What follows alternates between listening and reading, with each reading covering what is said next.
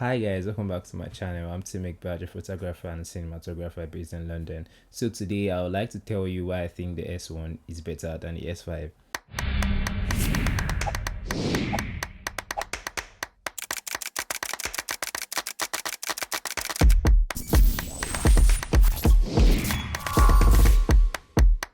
First, I would like to start off with the photography part of the S1 versus the S5 this time. So the photography part for me, yeah, so all of these things I'm saying right now, it's not like it's a general thingy, but yeah, I think it's just a personal choice for me why I think the S1 is better than the S5.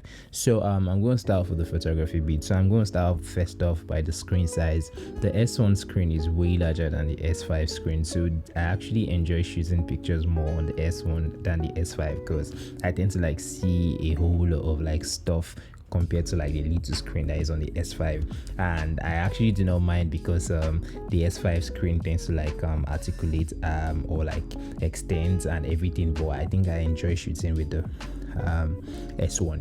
So at the same time, aside just the screen size only, there's also something which I noticed about the S5 versus the S1.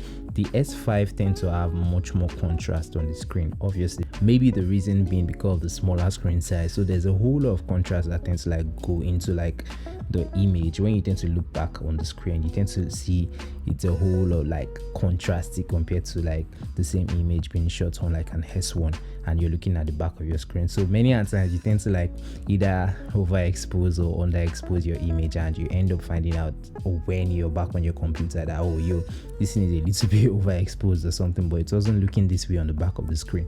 I don't know, maybe it's because of this particular brand of S5 I have or something, but I have noticed this like time without numbers, and that's the reason why I actually prefer the S1 to the S5 in shooting. And also another reason is because the S1 is bigger and chunkier compared to like the S5. The S5 is more like a normal, you can call it like a basic mirrorless camera. Also, I know they are both mirrorless cameras, but like I actually enjoy the how chunky the S1 is because the size and weight just gives me much more like stability and what should I say, more grip to the camera itself. I actually enjoy how chunky it is. I actually decided to shoot on the same using the same white balance on the S5 and also using the same white balance on the S1, and I also shot using the same lighting situation. All I did was either just take out my camera trigger and use it on both cameras, and I noticed the colors coming out from the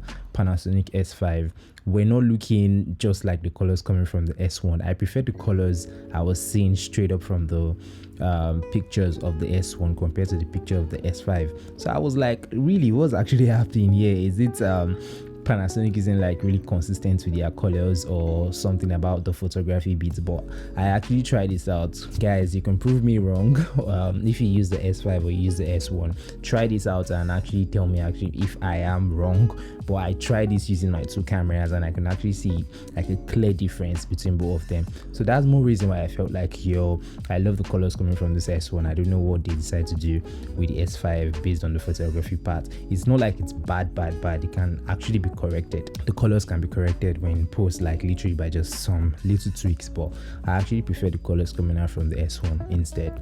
So right now I'm going to move on to the videography part or the cinematography part of using the Panasonic S1 versus the Panasonic S5. So you can shoot in-body up to 6K in the S1, in which you can't do that on the Panasonic S5. So you can, the only way you can actually get that done in 5.9K for the S5 is if you decide to use an Atomos Ninja recorder. So, but at the same time, in-body straight up, I can shoot 6K in my Panasonic Lumix S1. That's actually a big win for me compared to like the S5. And also another reason being that the bigger body, like I mentioned in the photography bit, is more like, you know, bigger body, the more the grip, the more you can actually stabilize the camera and all of that. That's the way I actually like feel though. I think the Panasonic S1 is way more better for me personally to the S5. And everything I've said really is more about preference here. You might end up using the S5 and think it's like, okay, it's better for you, but I'm just speaking out of my own experience using the Panasonic S1 and also the S5 for almost a year right now, and I think, yeah, I've spent quite some time with them, and I can actually say I prefer this to the other. So if you feel you enjoyed this video, kindly like, comment, subscribe, and don't forget to hit the notification bell to get notified anytime I upload new videos weekly. So I'll see you guys in the next video, guys. Bye.